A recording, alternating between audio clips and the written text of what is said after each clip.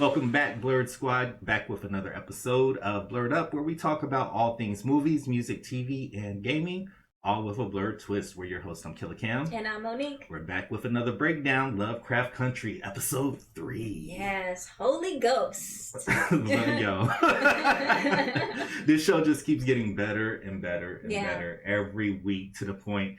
Remember how True Blood was back in the day, where it was like, oh no, I have to see it on Sunday. I have to watch it when it comes on. This is how this show is becoming for me. I can't afford to wait because I want to know what happens. So true, so true. And this episode, I feel like it was a little bit still kind of staying on task with the theme of the show, but I feel like it was a little bit different from the first two episodes. I feel like it was kind of more of Jordan Peele-ish in this episode. And what I'm finding, so I kind of wondered like how this was gonna go, and like this episode kind of made it clip. I'm like, okay, there's all these stories happening at the same time, but the Braithwaite story is the wraparound story. So it's like an anthology almost, because the way this episode felt versus the previous two, completely different genres. I agree. I think the major themes of this episode, though, before we jump into it, death and feeling. Just wanting to feel again. We spend a lot of time with Leti in this episode, and I feel like there's a lot of just them, Leti just trying to get feeling back into her life after all the events that happened in the first two episodes. Yeah. So. You touched on part of it, but I took different themes from this. I took death, unfinished business, power. I also took, which is the name of the episode, the Holy Ghost. Father, Son, the Holy Ghost.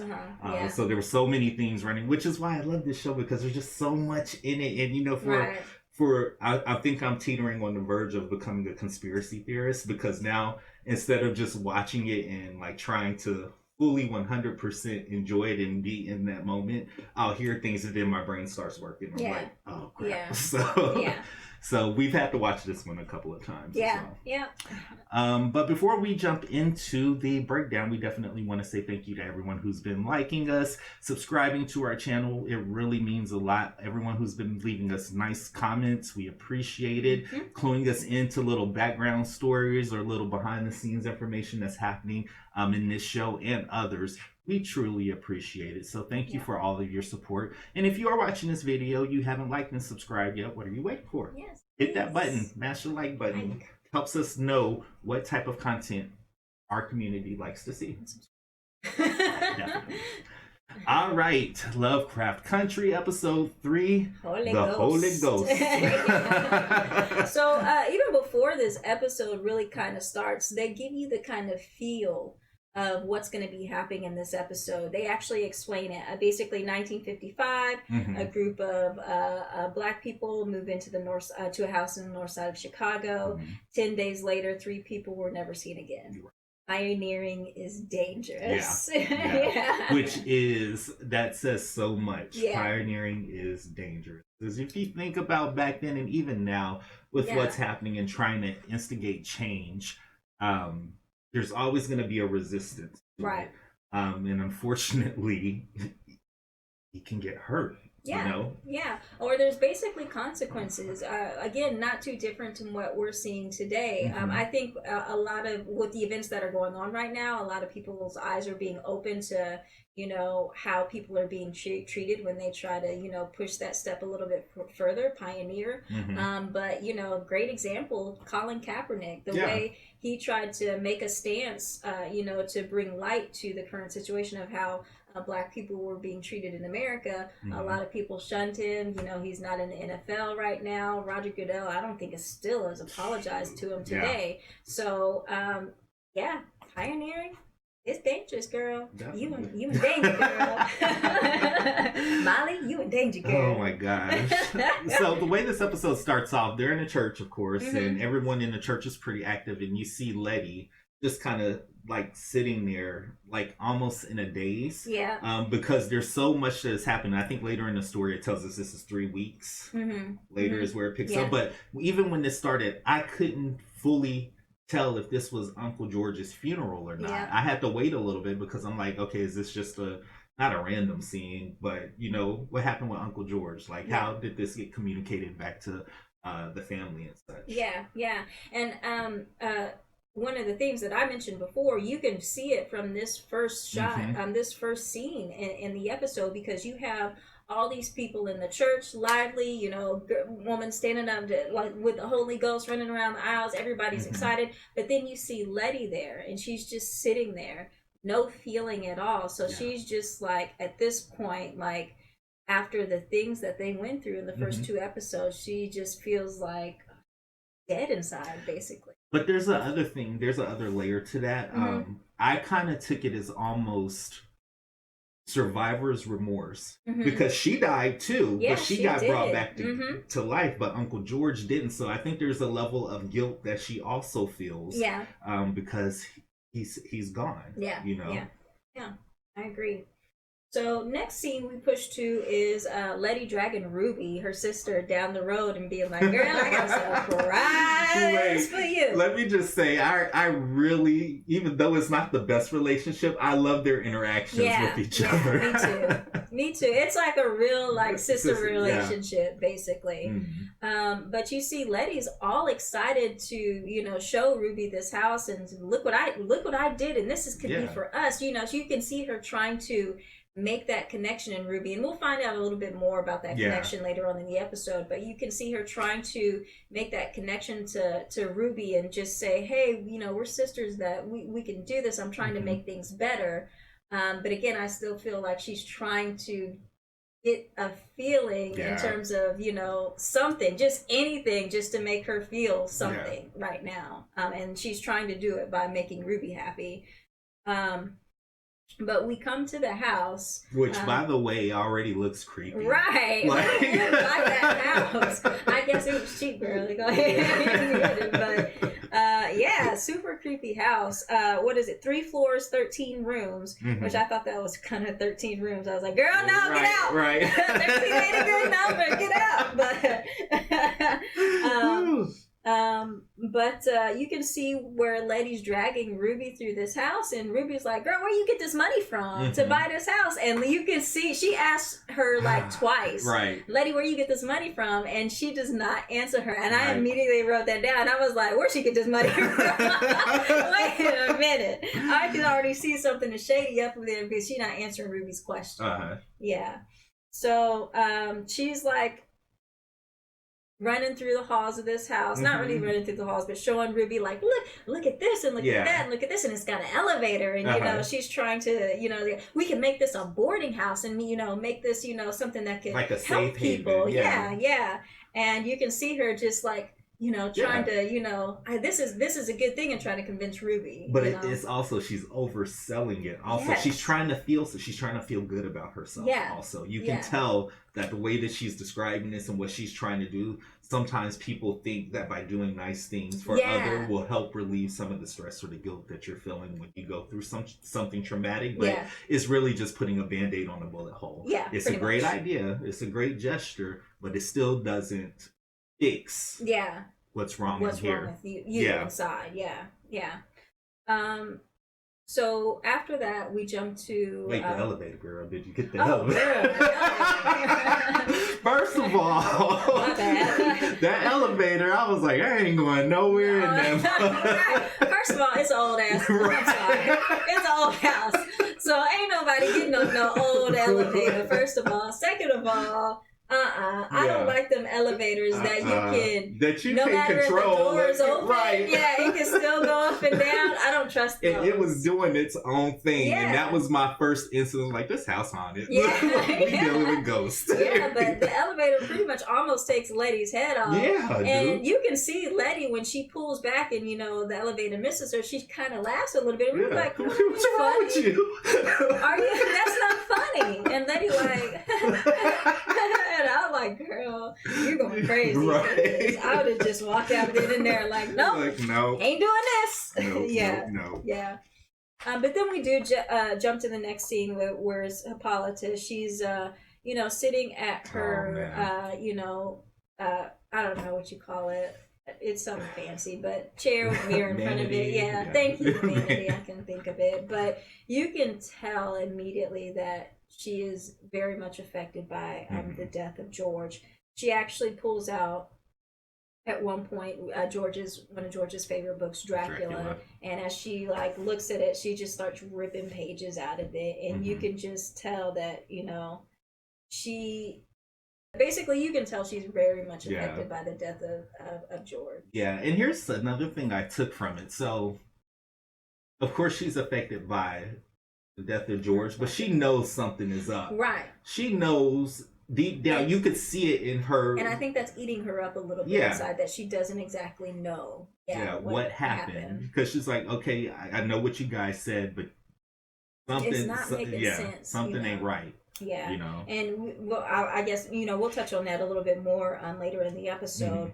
But you can even see that when the scene pushes outside to Dee and Tick in the kitchen, you can even see it's affecting Dee as well. She looks at that empty spot on the table, and she's like, man, not here. And you see Tick running around trying to help out.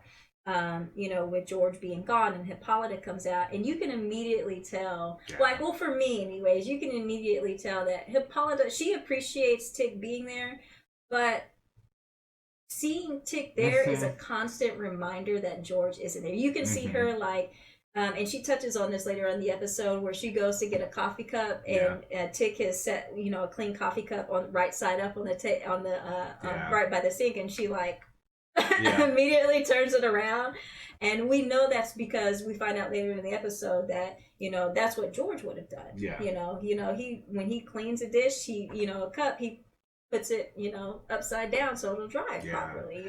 And if you think about it, because her being in this state, it didn't necessarily surprise me, because remember the last time they were together, it was such an intimate moment. It was such an intimate moment, and then they went on that trip and all hell broke loose. Now he's back, so it's probably magnifying the loss that she feels as well. And then again, like you said, just having Tick there is that constant reminder for a few reasons. That's it. I mean, another reason we find out, at the very end of, episode 2 that Tick might be George's son. And that, is another reason why Hippolyta's like, Tick is here, like another reminder of, George is not, all right, so from there, Tick goes to check in on Montrose. His dad, I love him so much. He is 3 sheets to the wind, passed out on the floor. Tick throws water on him. The thing that I'm glad that they did was they focused in on the book that was on the Count of Monte Cristo. That's how he got out of the basement. I thought that was really cool. But Tick throws some water on them, and then of course they start doing their thing, fussing back and forth. But then Tick actually mentions the story, I guess, that Montrose was mumbling about in his sleep actually a favorite story that George used to tell Tick all the time about when Montrose and George were in the riots. And a guy came through with a baseball bat, which actually leads us to like the very first scene of episode 1 of this of Lovecraft Country, where a kid comes out of nowhere and swings a baseball bat and saves them. I guess he hits a couple of white people in the head. And George says, the kid swings the baseball bat like Jackie Robinson, which we see in the very first scene in episode 1. And basically saves them and says, what does he say? Like, hey kid, gotcha kid, something like that, which is again a throwback. And it's exactly what Tick says. He's like, I used to have dreams about that same story, and that dream was what we saw in episode 1. So I thought that was pretty cool that they, told us why that was happening in episode 1. Because that whole sequence was bananas. So we find out that they lied basically on how George died. Basically, they just said Hippolyta. They just basically said the racist sheriff shot him, which in my head that's the best thing you can say, because you can't really explain all of that without somebody trying to commit you. And Tick wants to tell her the truth. Right. He feels like she deserves to know at least that, and Montrose goes 8, dude. He's like, no. But this is another, again, in this situation, turning to Montrose, Tick is another reminder that George is not there to Montrose, because George Tick is like, what Uncle George would do, and he like, I ain't trying to hear what Uncle George would do, but I think Tick at this point, and he actually does this a little bit throughout the episode, where he's like, this is what Uncle George would do, this is what Uncle George would do. He's trying to, I don't know, I guess kind of make it better that trying to keep Uncle George alive, in his opinion, trying to live his life the way Uncle George would have. Yeah. But basically, it's just a constant reminder for Montrose and Hippolyta that George isn't there. You not George, Tick. Right. You gotta start doing for yourself. Don't. There's something I'm gonna touch on later. Okay. I want us to come full circle before I bring it up, but that's very important that you brought that up. Yeah. So after the scene, we jump to, I think it's day 2, it might be day 2, day 3, but basically back to Leti in the boarding house. We see all of her. Now, okay, I want to underline here, boarding house, that she said was going to help some people. But when we jump to this scene, it's her friends that she's encountered, and hang out with the past, moving into the house. So again, here's Leti doing what she want to do, because, she just... she is her, instead of actually saying what she was doing, what she was going to say she was doing for Ruby, to Ruby, she's, invites all these people. And that part, another thing that we kind of glossed over, it was when they're having the conversation, her and Ruby, you find out that Ruby's giving her a lot of money for bail when sometimes she wasn't even in jail. So it's just kind of like... Oh, when I broke my camera lens, you told me you was in jail. Right. I'm like, Leti. So Leti is all for herself, basically. Yeah. We learn how much in this episode, how she only cares... she got that way, and that she only cares about really herself. Yeah, yeah. But they you see all these people moving in, and it's on a Sunday, and Ruby's like, you slick, you moving in while everybody at church, so everybody won't be out here, but still, they can't get away from white people seeing them move in, and you get the cars outside, the horns, and they put a brick on their horns to constantly make that horn sound to annoy them to want to move out. Now, I don't know if this will come back later on. I'm sorry, let me touch on this real quick, but I don't know if this will come back later on in the season. But when Ruby was moving into her room and Leti was passing by the room, I guess she made a comment to one of the boarders where she said, Ruby, she was like, I'm sorry for my sister being rude. She gets her anger from her father. So I don't know if this will come back around, but I'm guessing that they don't have the same father, Leti and Ruby. Probably not. I mean, well, I don't want to say probably, but that's what I kind of took from it, that maybe they have different fathers. Yeah. Because when you remember, Leti was telling the story of her childhood and how the mom would always be gone with a man or something. Kind of makes sense. But something that was like which I already knew, but it just kind of helped solidify it. I'm like, you got to get the elevator fixed. There's some zoning stuff you got to... Where'd you get this money? And of course, in my head, I knew, but I needed it to confirm. I was like, I need them to confirm this. So I'm like, I don't care what decade it is. Ain't no black woman had that much money and did all this stuff without somebody noticing it. And if you had this money after your mom passed, why is it just now happening? Why was you trying to go stay with your brother? Why was all this stuff? So how all of a sudden you come into this cast? So basically. I literally wrote down when I'm looking at the screen, you was a lie. We already knew that though. When Ruby was asking her where she got the money from, and she would not answer the question, so we knew something was up. All money ain't good money. right.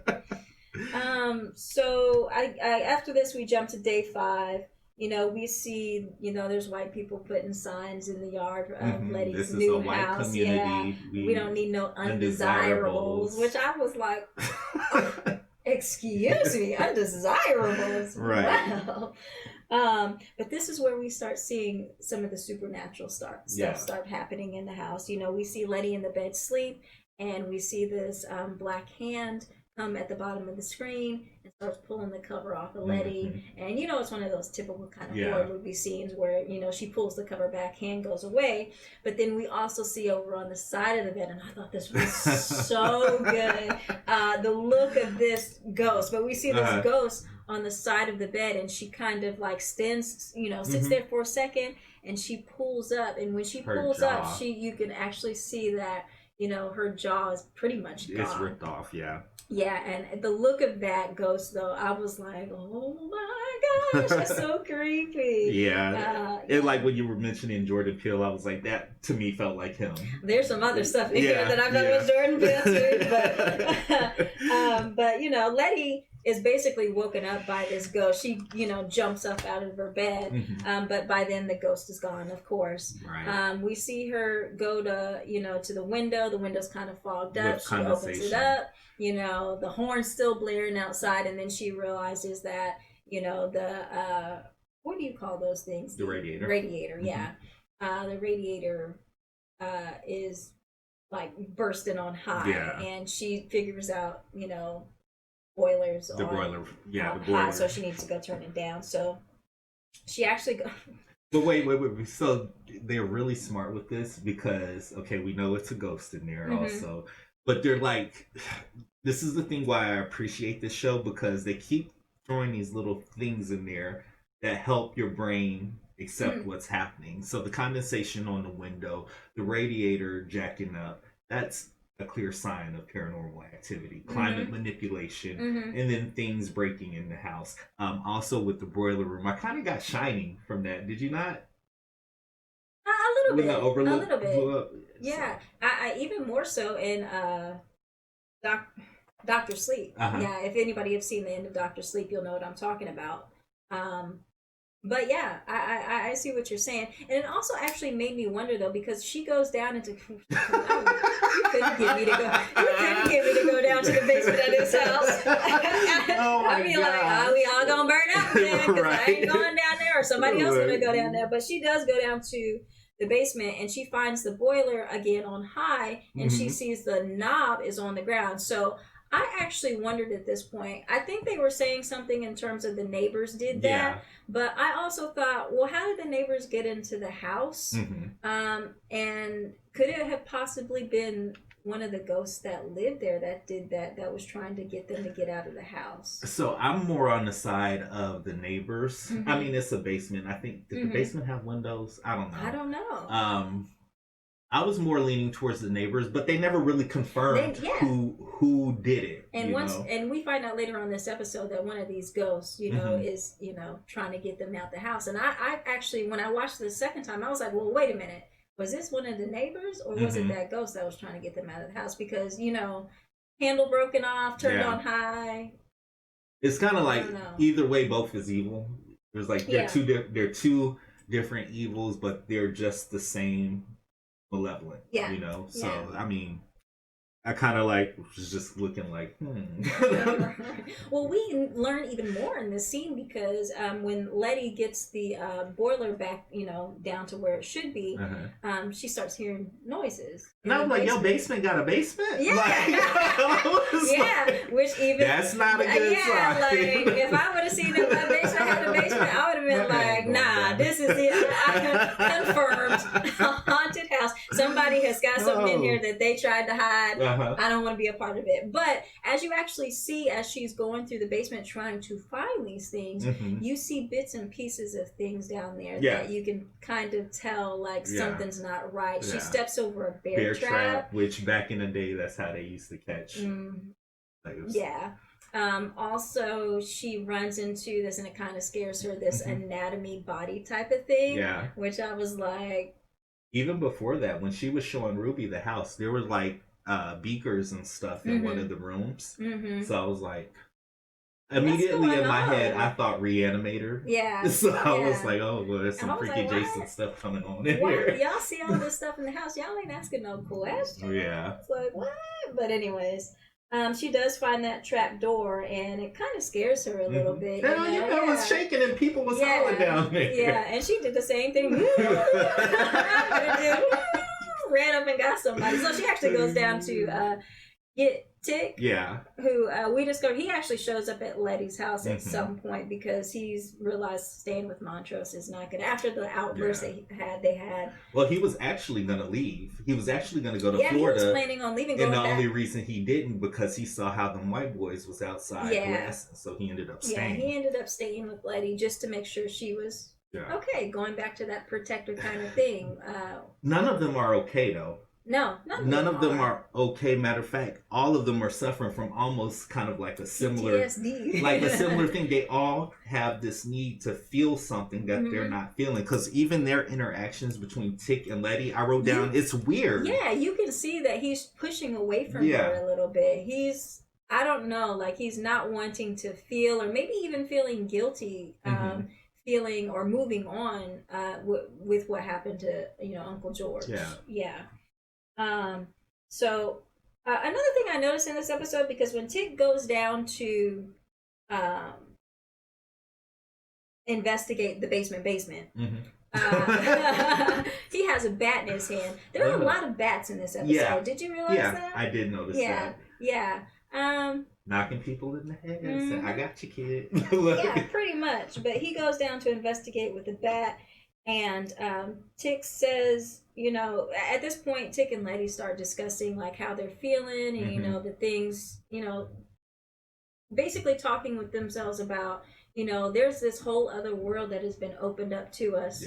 And it's crazy, and now we're one of the few people who know about this world, and they're really not sure how to they're not not really dealing with it right. Well, they're trying to, but it's really not. You can't really just go on with life after you've encountered something like that, and you can't necessarily tell anybody else outside of the people who were there, because they'll think you're crazy. Another interesting thing in this scene, though, when they start talking about, Tick says, the stunts that the white people are pulling out. I feel so bad saying like white people, but I don't know a better way to say it. Caucasian people. But he's basically saying that the antics that they're pulling, putting the brick on the horn and turning up the boiler is kind of like, he's like, I wouldn't be surprised if they, had some Vietnam type of experience. Torture tactics. And Letty asks why you say that, and Tick doesn't answer her. So I think this might be something that comes back up in the episode, and it leads us to a little bit believe that maybe Tick, because when we first saw Tick, we were like, oh, innocent old Tick, he ain't doing nothing, but he might not be as innocent as we initially thought. Maybe there's some things in Korea that he did. I'm pretty sure there's some things that in Korea that he did, because he ran away. Did he run away? He ran away from somewhere because he got that phone call in the first episode. I'm pretty much sure he's running away from something. We kind of get this idea that Tick ain't the innocent type of do-gooder guy that we thought he was. So anyways, next scene is day 8. The housewarming party. Now, let me just say this. That house party looked fun as hell. It did. But it's like, okay, y'all. Did you hear though? They were like, elevator broke again. I was like, no, get out of that house. Please. Oh my gosh. You just see Leti, she's trying her hardest, man. She's trying her hardest, but I'm like, sis, it ain't working. It ain't working. Like, whatever you doing right now, trying to get that feeling back, it ain't working. Like, I don't know what you're gonna do, but this ain't it. Did you hear the party guests talking about Martin Luther King? I did. I was like, wait a minute. Are they talking about? Right, because I was like, they were saying that he was supposed to marry Michael? No, Martin. He was supposed to marry a white woman, and they forced him to marry a black woman. I was like, wait, is that true? Like, so I need to go back in. I doubt that. I don't think that's true. I think that's just rumor and conjecture. But that like threw me off. I was like, wait a minute. I actually took that back. The first time I watched it, I rewound it. I was like, because after I heard it, I was like, wait a minute. I was like, let me take that back a little bit. But I did hear that part. We do find that Hippolyta is at the housewarming party. She's brought a majority of the food basically because keep bringing her yeah, food. you know how people when they come check on you after a family member's died, they bring food. So she's brought that food to the party. But here we get a more of a sense where she's talking to Leti about how Tick just is a reminder that is a constant reminder that George is not there. Yeah. And also that she, you can see she's still feeling a little bit like, I know there's something else going on. I know there's something telling me, and I just need to know. But then, girl, this next scene, these kids. Wait, let me take this one. Let me do the honor. Go ahead. These kids and this damn Ouija board. Now, I was told at a very young age by one of my grandmothers that said, you do not play with Ouija boards. As if there is a spirit that wants to talk to you, they will find other means to do it and to communicate with you. Do not touch a Ouija board. Just basically because anything could come through. Yeah. And here they up there playing around. In the basement. The hot spot. No, I think they were actually up in the attic. Were they in the attic? I think they were in the attic because after that, Hippolyta goes to look for Dee and she sees that little ladder up there. But I think they were up in the attic. But going back to this Ouija...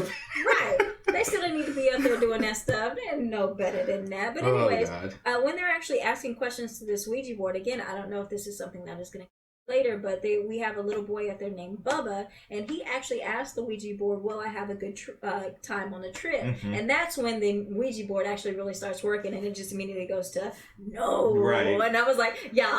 Did you pick it up though? Did you pick up the Easter egg? No, what was it? That was Emmett Till. Oh, I didn't pick that up. Picked that up because of his clothes, basically. And that's just because that notorious picture. And that was like a random thing. And then I was like, well, maybe it's not. But then I went to look at Google and it was like, okay, other people picked it up too, so I'm not an idiot. Okay. So that's why it responded so violently. No, you're not going to have it. Yeah. I didn't pick that up, actually. That's a good Easter egg. I was actually focused, and I noticed this on my second viewing, on his name. I was focused on his name and, like, the answer to his question. So I didn't know if that was something that was going to come back up later. Like, are they going to show a future story with him where his trip actually don't go, don't go good? But anyways, this is when the Ouija board starts to get going, and they start really talking to spirits, and, the next boy actually asked, who were they talking to? And the Ouija board, spells out George. And Dee is like, hold up, what's going on? And then the next two words are, is dead. Right. And immediately Dee gets upset because obviously her father just passed. Yeah. So that was really interesting. I'm not really sure if, I don't know, maybe the ghost, once you're in the house a certain period of time, kind of gets into your mind a little bit and knows like a little bit of how, what's going to hurt you. Right. Here's the thing though, because I heard people talking about, oh, that was George on the spirit board. No, it wasn't. Yeah. That was I thought it was at first. When I saw this episode the first time, it spelled out George. I was like, oh, I was going to say, George Freeman or whatever. And that's what I assumed that it spelled out the first time. I didn't go back and rewind it at that time. But on second viewing, I saw George is dead, and I was like, hold up, that ain't George. And that's the thing about like Ouija boards. There's no filter, so you can talk to anything. I'm speaking theoretically, you guys, but there's no filter. They don't bring no Ouija board in your house. I'm not stupid, but come on, it's like there's no filter as to what you could be talking to, and there's nothing to say that whatever or whoever you're talking to is telling the truth. So it's like, just don't do it. Just don't do it. But after we see this, Dee gets upset, obviously runs away, but we jump to Hippolyta, who hears voices. She's looking for Dee, but she hears voices coming from this other room, and she opens the door and she finds this astrology device. I know there's a specific name for it. It's like an aurum. Yeah, something like that. But immediately I know that Hippolyta is into astrology. She recognizes exactly what this is. She almost lit up almost. Yeah, she was like, oh my gosh, like I know what this is. I know what I need to do, and da-da-da-da. Did you notice something, though, about it? I noticed there was a little piece on it because you saw, how it had the planets, but then there was a little piece on it that was a little person that I thought, and it had a little whisk around them. I don't know. I didn't notice that, but I'll tell you what I noticed, just being random. There was way too many damn planets on that thing. I didn't even count them. I was like, granted, it was like, in my head, I'm trying to do the math really quickly. I was like, that's too many planets there. Like, is it extra, like, moons? Like, what is that? So I meant to go back and rewind it and actually count so I could say for certain. But for you guys who are watching it, go look at that scene, because that was not a mistake. And I feel like there was way more planets on there that should have been. Also, go back to rewatch to see if I was right about that little extra piece, because I could have swore I saw a piece with a person, because every other thing had a planet attached to the end of it, but I felt like I saw one with like a little person around it, and it was like a little wispy thing surrounding the person. So I was like, what is this thing? But I know she recognized what it was. And we even actually see later on in the episode, we re-enter that room again, and that device is gone. So we know she took that device. I feel like it was there for her, though. She heard the voices calling her to that room, so there's got to be Christina. We'll talk about her later. Sorry. We'll get on her a little bit later. Yeah, my bad. Because she thinks she's slick. I seen her. But then after this, we jump downstairs and we see Ruby having a good time at the, everybody's having a good time at the housewarming party. Ruby's singing, and the song that she sings, I got a guy who's always late anytime we have a date, but I love him. Is you ain't my baby. I wrote that down because this is exactly what Leti and Tick are going through at this time. Like, Leti is like, I got a baby. He always late showing up for my date, but he came in with his uniform on. I was like, all right, Tick. Flex on him. And actually, a guy approaches Tick and is like, hey, what's up with you and Leti? Because we used to, be together a little bit back in high school days, and I'm feeling, a little reminiscent or whatever he said. I don't know. Basically, he was trying to holler. Yeah, and Tick looked like him, like, right. Bro, back up. And he was like, I did.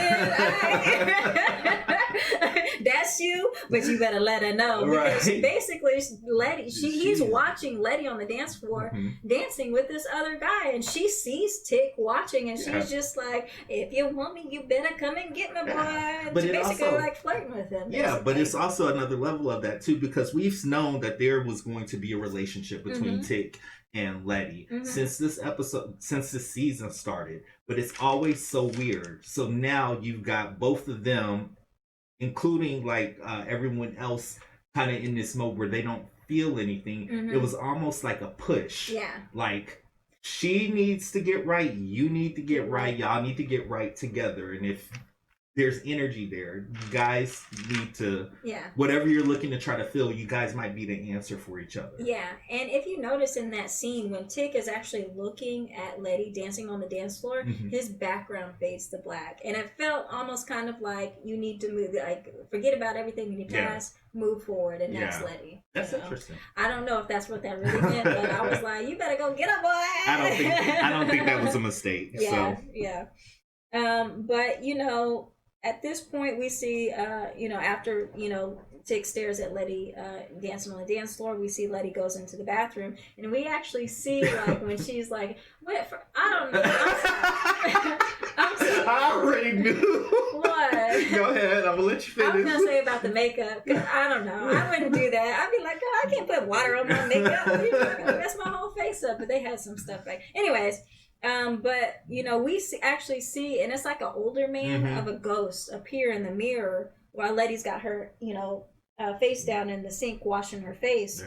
We see an older gentleman over in the mirror, kind of appear, and we know immediately that this is one of the ghosts of the house. Leti doesn't really realize it. She doesn't see the ghost, but when she actually looks up, she actually sees Tick, behind her coming into the bathroom. And they end up doing the thing. They end up doing the thing in the bathroom. Again, this is both of them, especially Leti, trying to feel something. Again, she's trying to do everything she can to get this, just, put the past behind her, put the last few weeks behind her, and just push on. But, we find out really that after this, she's kind of like still disappointed. Yeah. But I don't think it just has to do with the circumstances of where they are now. Because remember, hasn't told a lot of stuff that she knows.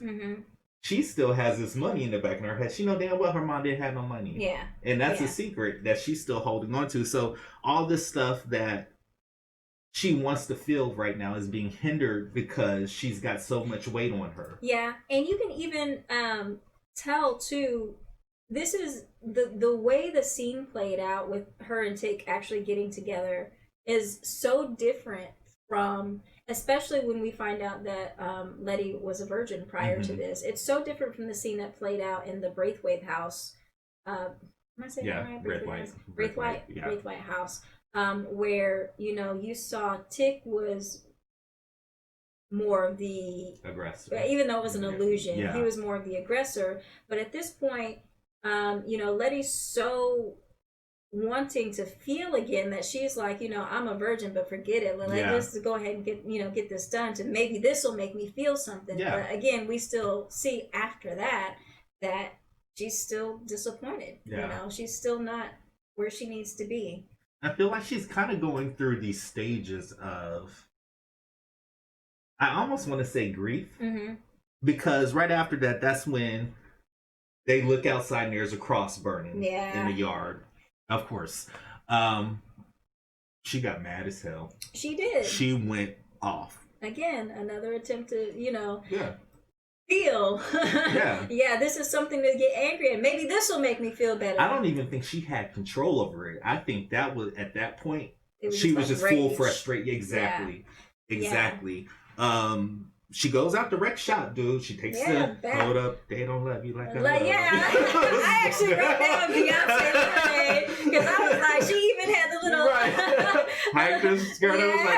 In the background, you see all the homies loading the clips up. Basically, they're protecting her while she's doing this. They're like, go on what you gotta do, girl. We got your back. Yeah. And you see all the neighbors just kind of like standing there. And what really, like, it didn't hurt, but it just kind of was one of those things that was just like, shit. They automatically all dropped to their knees. Ruby took all the guns. She was like, come on now. I know the drill. She rolled up in the car. They threw the guns in the car. She was like, and they're immediately on the ground with their hands behind their heads. And I was just like, but everybody's going to ignore this huge cross burning in the yard. Or these horns going off. These people are disrupting their own neighborhood and damaging their own neighborhood just because they don't like black people. But they'd rather deal with the annoyance and the violence of everything else happening just to get them out. Right, because you got to think, these horns blasting 24/7 has got to annoy the neighbors too. Like, what are y'all doing? Like, seriously, y'all really need to take this far where y'all will disrupt y'all's own sleep just because you don't like the person that lives next to you? And it goes back to racism, the theory of racism, of it being there and people ignoring it because how do I want to word it? They hear it, they see it, but they ignore it. Because they feel this is mine. Like, this is mine, and you can't be there. Exactly. But they do. Tick and Leti get arrested, and all the other people, who were out there with shotguns get arrested. But we actually see Leti. I don't know if I can say this. In a paddy wagon. Yeah. In a paddy wagon, who we figure out is what we find out later is Captain. What's his name? Langston or Langford or something? I don't know. I didn't write down his name. But he's actually a captain on the police force, and he's actually asking her. He's grilling her at this point, like, where you get the money from? Right. Like, who helping you? Who told you to buy the Winthrop house? Yeah. And through his stupidity, trying to scare her away from the house, he actually gives her information that she can use to find out what's going on. So now we know that it's the Winthrop house, and he tells Leti that you know what? We found 8, found body parts of 8, I'm gonna say black people. He didn't say that word. Right. Black people buried in the room below the basement, yeah. which is that room where all the noise was coming from earlier on in the episode. So, he kind of arms her with this information to, go out there and find out what's going on in this house. Way before he smacks her up, they do some vehicular abuse, knocking her all over the place. I felt so bad. I was yelling at the TV like, "Let it grab onto the seat or something." Like, she could. It was nothing she could do about it. But like you said, though, he ended up giving her way too much information, and she ran with it. Yeah. Day 9. Yeah, day 9. I don't know why she would go down there again, but we're in the basement again, where she's turned into like a dark room. Yeah, right? A dark room. And she notices that on all of her pictures, and she must be very good at puzzles, because I would have been like, "Who done scratched up on my pictures?" But she notices on these pictures that, these scratches. So she turns on the red light. Red light. Not appropriate. Sorry. Back it up. Anyways, she, notices that, all these scratches. So she actually starts to put these, photos together, lining up the scratch marks together, and girl, a demon head comes up. It reminded me of Nightmare on Elm Street Part 3. I wrote it down where he was like, "Get out of my house!" Yeah, and I was like, "Girl, that's Freddy." Oh my gosh. Yeah, but so it kind of like basically yells at her, "Get out of my house," and throws her backward. Girl, the reactions in this whole episode from Journey Smollett was authentic as heck, because she was like, and, just kind of went up the basement steps. So we find out that boarders are moving out because of all the mess that happened at the housewarming party, them getting arrested and stuff. And Letty's pretty much running around the house trying to figure out what the heck is going on. She's pulling pictures down on the wall, and all the while Ruby's like, boarders are moving out, we're gonna lose money, da da da da. And here we hear Letty just blurt out, "It's okay, I still got some money left that Mama left to me." And I was like, here we go. So like, this was not the time. And you can see Ruby had the same expression, like, "Excuse me?" Right. What did you say? At this point we find out that, apparently Letty's mother left her some money, and that's how she got the house, and she's still got money left over that she hasn't told Ruby about, which either it furthers that, sense of Letty is selfish. Yeah. She only cares about herself. Again, we go back, Ruby refers back to, "You said you were going to turn this into a boarding house, but all I see is your little friends moving in. You ain't trying to do anything for anybody other than yourself." Right. And the thing that also got me is, it's almost like Letty didn't even care that she had let us, because she was just like, "You know what? Don't nobody understand why Mama did the thing she did, but she did it. I have it, da da da." Of course, Ruby, rightfully so, pissed off, because remember, she done bailed you out. She done sent you money to bail you out when you wasn't even arrested. And it's like, she done bent over backwards to ensure that you're good. And she's just now finding out the circumstances of how you were able, well, not truthfully, but the circumstances of why you have this house. But also, too, we find out here a little bit more about, I don't know, in terms of, I think Ruby feels at this point like, I don't know why you feel so much hatred. You don't even go by our mom's last name. You don't even use her last name. I don't know how you feel so much hatred for her. You don't even show up for her funeral, but y'all just alike. Yeah. She basically is like, y'all are just alike. Like, you only care about yourselves, and I'm done, basically. Yeah. She really called, what did she say? Here all this time, I thought you were just a fuck up. You're probably gonna have to bleep that out. No. But you're just fucked up. And I was like, ooh. Yeah. Now going back to the title of this episode, the Holy Ghost. Remember, I was saying the Father, the Son, the Holy Ghost, Mother, Daughter, Holy Ghost. Tick, George, Tick, Holy Ghost. All of this stuff is playing into the title, the Trinity of what's happening, because I feel like that's what we're really dealing with here, is the pathology of these family interactions and how, even with Montrose, how all of this stuff has just kind of made its way down through the bloodline. Yeah. And speaking of Montrose, that's the next scene that we come to. Montrose actually comes to see Hippolyta. Again, he actually offers to help Hippolyta take some groceries inside. Dracula book falls out of the grocery bag, reminding us of that earlier scene in the episode where she was tearing out the pages. She actually lies to George and said, I just put some coffee, but we can Montrose and us as viewers can both tell that she's still something's wrong, and y'all not telling. This is where she actually confronts Montrose about it. Like, y'all not telling me something. I want to know what it is right now. Right. Like somebody's mama. I don't know what y'all did, but y'all gonna tell me right now because I'm not about to live my life like this no more. But yeah, Montrose is still, holding fast. I don't know what else you want me to tell you. It happened how it happened. Yeah, she's gonna find out eventually, but they're just holding tight with it now. Yeah.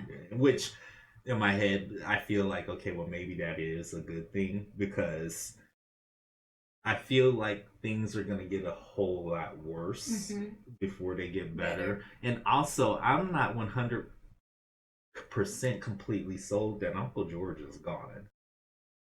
I hope not. As a viewer, I hope not, because I love the character of George and Courtney B. Vance, how he played George. Yeah. But I don't know. I'll tell you once we get to the end of the conversation. I'll tell you why I think that way.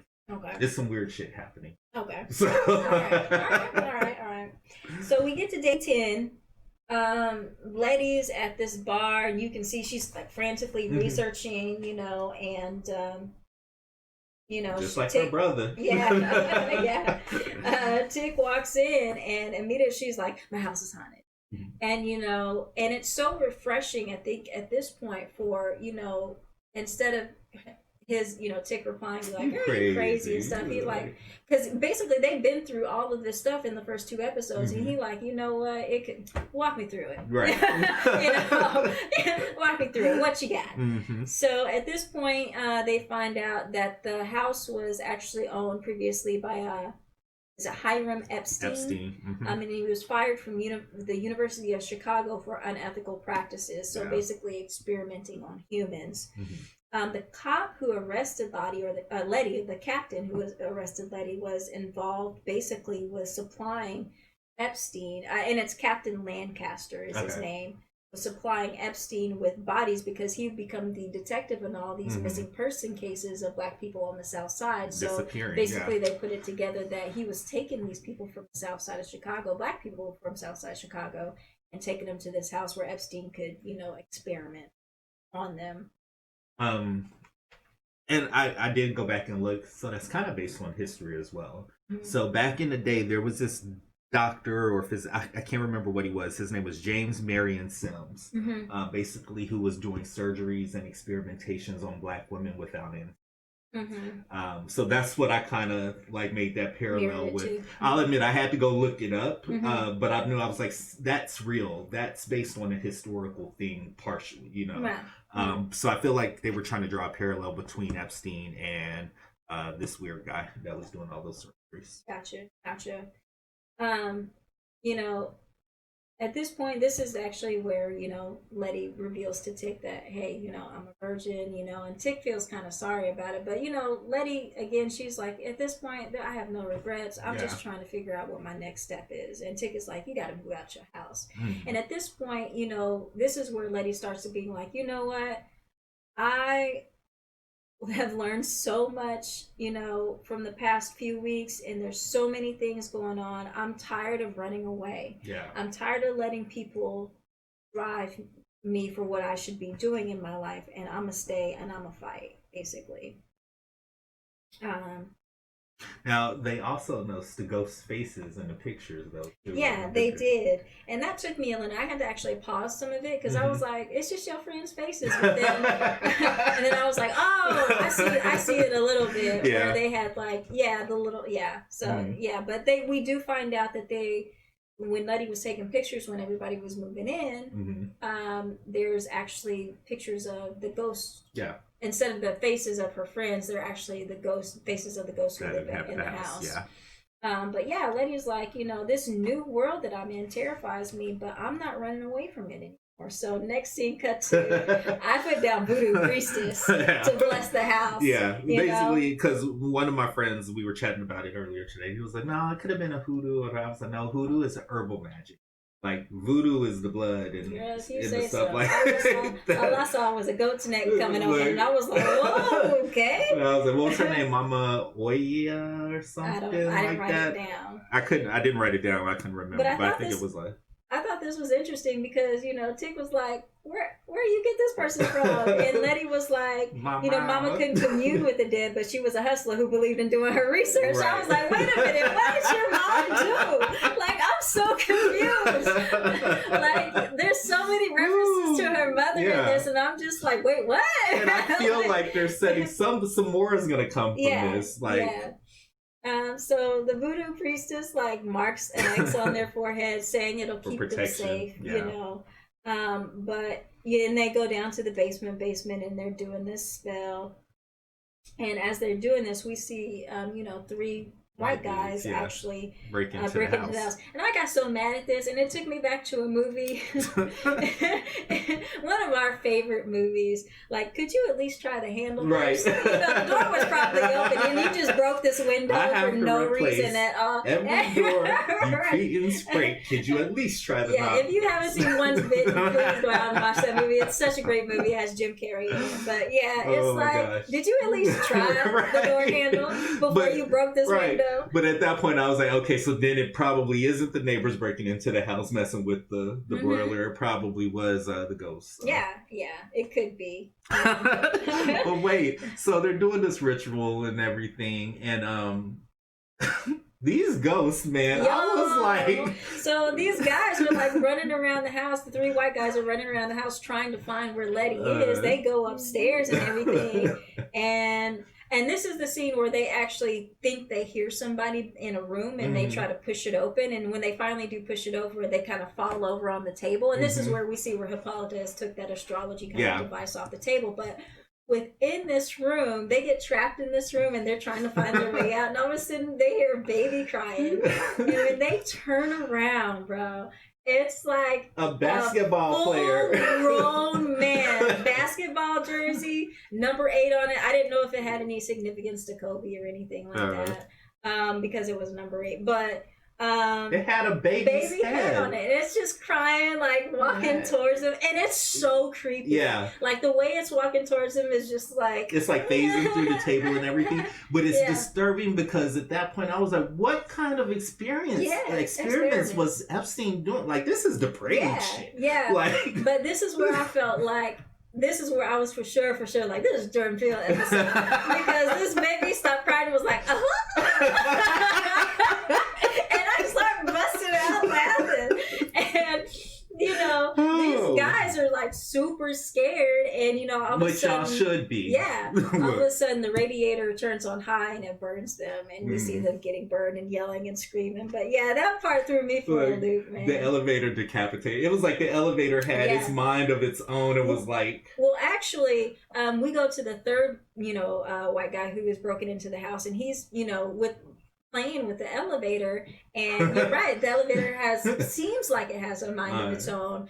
It comes down on his head, and his head gets decapitated. So the main thing we see in frame on this shot is the guy's headless body with blood splooshing out, towards us. Actually, though, if you pause this scene and look in the background, you can see a ghost in the elevator. Yeah.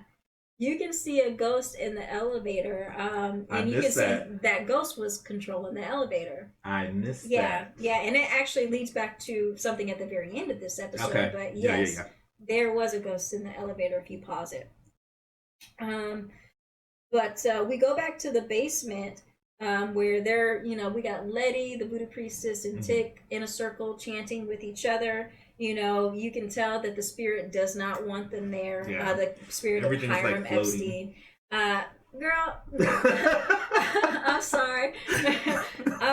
One of the things that the spirit does to try to get them to stop is turn on the sprinkler, the fire sprinklers. And I was like, water hose. Why are you trying to get them out the house? That's the closest thing to the water hose the ghost can come to. There was that, and then of course it washes the protection off of their foreheads, which allows the ghost Epstein to possess the mumba or the priestess or whoever she was. Yeah, because they're actually trying to get out of this basement, banging on, and that's how, in that moment, the priestess gets possessed by the ghost of Hiram Epstein. Now, this scene was important for so many reasons because it's like the acknowledgement was like, it's not really the ghost. He won't let them leave. They're trapped in that house. They're acting out because he has them there and he won't let them leave. Epstein. Epstein. So Leti basically calls out their names for help.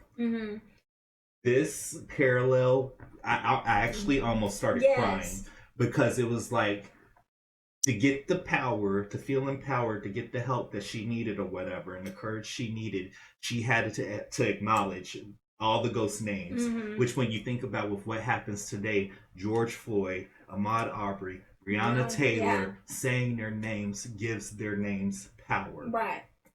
And that's basically what she did. She called out their names and they all appeared. She was like, you are still here. You still have power. Right. So they actually kind of, you can see these like deformed type bodies join her in the circle. And they actually go around the circle. And I saw like, what did I see? I saw someone with long arms. Long arms. And number 2, somebody who was wearing a number 2 jersey, a male. Woman with a fetus in her arms, which I guess that's where the baby head came from. There was a man, I think it was a man crawling, missing a head, maybe from the elevator. Woman missing the jaw, which we saw earlier on in the episode, and a big guy with his arm was half missing at first, and it reminded me kind of like of a 13 Ghosts, because he had nails in his head as well. Yeah, and that's what I did actually write that down because it seemed very reminiscent of that last scene, which, I mean, it's an Easter egg. It's something that Jordan Peele, Misha, and JJ, they know that true people who love horror are going to pick up on these little nuggets that they're popping in there. Yeah. And it took me everything to not chant with them in this, because as they chanted with each other, they all basically became whole. The ghost did, and it took everything for me not to chant, because I was about to say, you know what? Never let me not chant something I don't know before a spirit end up in my house. I was like, nope, not gonna do it. But basically, they end up expelling this Epstein ghost that was, keeping them. Yeah. Not to mention the ghost Epstein hopped from the priestess to Tick too. Oh, and this again another Jordan Peele episode, because the way Tick was acting when Epstein had possessed him, I had to like hold back a little, because it was a little bit funny to me. It was like, get out of my house, get out of my house, and I was like, yo. Oh my gosh. Yo. But basically they end up expelling the ghost of Hiram Epstein from the house. Next scene, everything is good. Leti's walking around with a reporter from a black newspaper, and she's actually turned the house into a boarding house. But we actually see, as she's walking around, she looks at the room where Ruby was staying, and Ruby's still gone. She hasn't came back. So still they're having their differences right now. They're not talking. Yeah. We see the elevator works again. I don't care what nobody say. I'm getting in it. They actually get in the elevator, and while they're in the elevator, the reporter's like, off the record, do you know anything about your, 3 missing people in this neighborhood? And Leti kind of pauses a little bit. I'm not sure if she's aware what happened to them or not, but she like, I didn't know anybody was missing in the neighborhood. Right. Which, if you remember going back to the beginning of the statement, 3 people were lost. I was like, that's who that was. That's the 3 people. Yeah. So they actually get off the elevator, but as an audience, we stay in the elevator. And this is where that elevator ghost comes in again, because the elevator starts working on its own, and we see it go down, down, down. And all of a sudden, we see these 5 symbols. Yeah. They look like the little snowball type of signals, Symbols. Yeah. I was like, that's wrong. Signals? That's wrong. But we see 5 of them, and it goes all the way down to the bottom. It looks even past the basement, and I'm not sure if those symbols actually opened up that extra room at the very bottom, but it's like a tunnel. It's a tunnel. We see the 3 bodies of the guys who had been killed earlier on, the 3 white guys, 1 decapitated, 2 burnt. But then we also see bones. Of a lot more than 8 people. So in this, it's like a long tunnel that lights up, and we see bones going down for days and days and days, which I think they might be exploring in the next episode, based upon the sneak preview of episode 4. But we see that there's a lot more going on in that house, and I think we get an explanation in the next scene as what's going on. But we see there's a lot more going on in that house than we previously thought.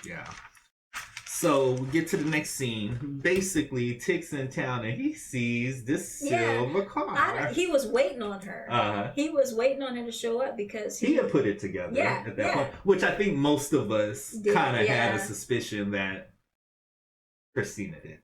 Yeah, pretty much. Which confirms what we thought. She didn't die. At the last one. Right. There's something else before we cut out. Please don't let me forget, but it goes back to Christina as well. Okay. But we start to learn, like, okay, Christina was using the lawyer that showed, or the real estate agent or whatever that showed, Johnson.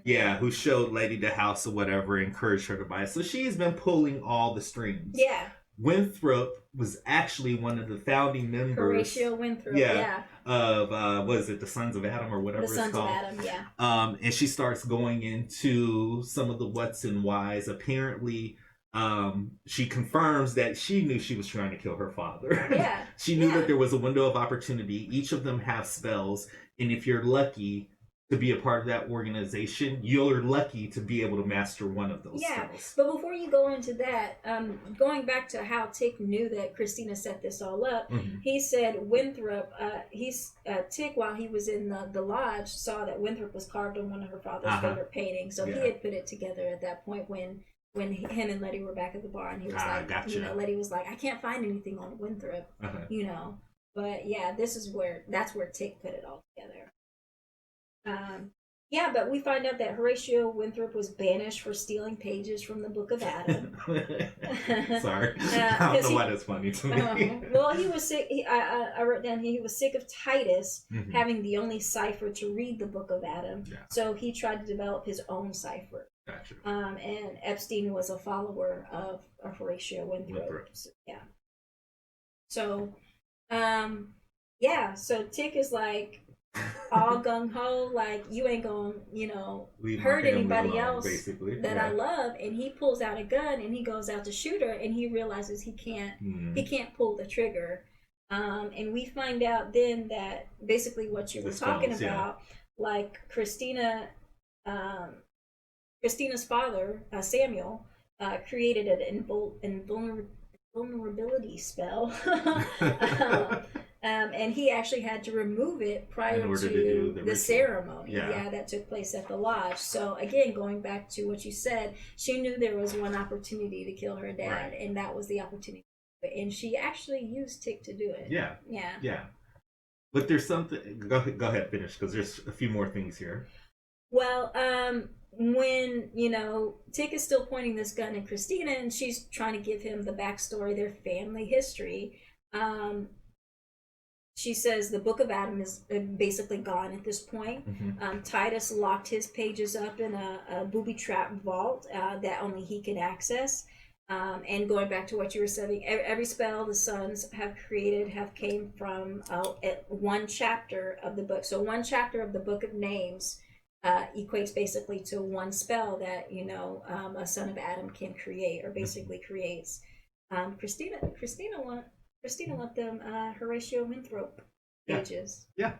She set this all up. She wants to decide. She wants the spells. So basically this ends with her basically saying, if you want to learn more about your family history, here's what you need. Here, call me. But also, you need to be a little bit more careful. You can't go around threatening or killing white women. And I immediately flashed the Central Park guy Christian Cooper. Oh, Wherever. yeah. I was like, oh, here we go. Well, I actually didn't think of that because yeah, you're right. She said if you have to be smarter than this, if you can't just go around killing white women. And I was like, game on, bitch. I was like, this tick, that's your answer to be like, game on. Like you have to be smart. She knows exactly what you're gonna do, what she wants. She's manipulating you. You have to be smarter than her if you want to beat her. So basically, she was telling you like, if you want to beat me, you got to come with it, right? You know, and at that point I was like, tick, it better be in your mind to just be like, all right, you want smarter, I can give you smarter, I can be better than you. So there's some wild cards that are about to happen here. I felt with Tick and Leti when they were in the bathroom and you saw the blood or whatever, I immediately thought she's gonna have a baby and that baby's gonna carry the bloodline. I thought about that. I don't know. I started thinking about guessing, you know, how they thought, you know, Tick's bloodline was kind of degraded a little bit because of, you know, I don't know if they probably would though. Bloodline is better than no bloodline. Yeah, though, true. You know, true. But I was just kind of thinking of things that what could disrupt this because I feel like they wouldn't have showed that blood if it wasn't. If it wasn't, they would have. But I mean, I don't know. I don't know. I just felt like it was a odd thing to focus on. Also, Christina, this is something that happened a couple of episodes ago, and of course my stupid brain got to working. Remember when, and this is what prompted, because we got to the after credits or the preview and we saw William, and remember we were debating, did William die? Remember that season of Buffy with Glory and Ben? Remember Christina said, sometimes he's a boy, sometimes he's my friend. I feel like William and Christina are this weird person. Yeah, and I'm just guessing at this point, guys. This is my brain. We haven't seen them in the room with each other. They've never been in the room with each other. They never interact with each other. He's always around when she's not there, vice versa. I feel, and remember, she's got this thing in her head about not being good enough or not being treated the way she should be treated because she's not a boy. She knows spells. I don't know. It does allow her to maneuver and do certain things. It does, but with her destroying basically the members of Sons of Adam, I think she would be one of the. Well, I don't know. That might be true because I think there are other lodges out there. Sons of Adams. That just came into my head when I saw him. I was like, now he should have died there because he was there, and then it prompted. Though. He was there, but they're never in the room at the same time. They're always separated. And he just pops out of nowhere, but he knows everything, you know. So I kind of took it to that next level of like, she said, sometimes he's a boy. I don't know. We'll find out. I kind of think that Samuel would have known if William was Christina because of who he was. Well, yeah, because now he has a son. If she wants to make herself a son, then now you're a son. It doesn't work like it doesn't work like that. So I'm again, you guys, these are just theories that I'm coming up with in my head, but I just found it very weird. You know what I mean? And that's what I flashed back to that season of Buffy with Glory and Ben and how they would switch places and stuff. So the best of it. I know, right? You'd wake up with like pantyhose on and be like, oh man. Right. Anyways, though, but we do see. I really like this episode. I think they're going to be taking it even further in the next episode. We do see where Leti, Montrose, and Tick are actually doing some exploring, and I think it's going to be down in that tunnel. Yeah. At trying to find these. And again, it's very clearly that Christina is trying to manipulate Tick to do this. She said Titus has his. Basically, the pages are booby trapped in some way. I don't know if because the blood that Tick has in him, Titus's blood, it makes it easier for him to be able to get those pages. But you know, did you notice like one of the views they get? It reminded me of Elsa. Don't go past the. We kind of indie. Look, right when they were walking across like that kind of like board or whatever, that undershot. Yeah, and then Indiana Jones when they take the sand. Yeah, I immediately thought of that when I saw that. So I was like, oh, I'm excited. Could be. Yeah, I'm excited to see what they're gonna find in the next episode. We see Montrose is still like, boy, you letting this girl, you know, run you around. You know it's a trap, but I think Tick is still at this point is like, I have to. Like I have to, and I think he might be doing it a little bit because he wants to make he wants to make more of Uncle George's death. He wants to make it like, he died for a purpose, like he died, so we have to figure out what's going on to stop these people. Yeah. Woo, that was a good episode. And again, just the differences in between like the first 2 episodes and then this episode, just kind of like the change of pace, but also again jam-packed with so much information that definitely there's no way you can tell me that all of this stuff that's happening does not play into the future of these episodes. So I'm excited. We got The Haunting, this one. I really feel like the next one is Indiana Jones or something like that. It has to be. That's what I feel. Based on the previews, I think it has to be. Yeah. So, but again, the show is outstanding. Every week, it's just proving more and more exciting, and just like it's one of those shows, like you said at the very beginning. It's coming on. You can't miss an episode. You have to be there first. When it comes on to watch it and, decipher everything that's going on, because it's like, what are we going to get into this week, so. Absolutely. All right, guys. So that's our breakdown for Lovecraft Country, episode 3, The Holy Ghost. If you stuck around this long, we hope you like this information. Again, doing these breakdowns is just fun. Yeah. To me. Yeah. It gets the brain working. And then also I like to see comments from other people who are watching it, who are either confirming what we say or actually notice something else that we missed out on. So again, if you're watching, definitely make sure you like, subscribe, comment down below. Let us know how you feel about this episode. Again, any hidden meanings you found, we definitely want to hear them because we're hooked. Yeah. Awesome. Until next time, again, I'm Killer Cam. And I'm Monique. We'll see you on the next episode of Blerd Up. Thanks, guys.